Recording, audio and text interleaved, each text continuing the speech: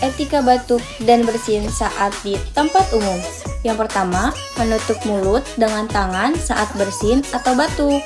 Yang kedua, gunakan tisu atau siku saat bersin atau batuk. Yang ketiga, bila menggunakan tisu, buanglah ke tempat sampah setelah digunakan. Yang keempat, cuci tangan dengan sabun dan air yang mengalir atau hand sanitizer berbahan dasar alkohol. Yang kelima, gunakan masker agar tidak menular ke orang sekitar. Tetap jaga kesehatan dan jangan lupa like dan follow untuk konten-konten kesehatan lainnya. Yuk, jadi peserta baru BPJS Kesehatan di Kliniko Kids Medica.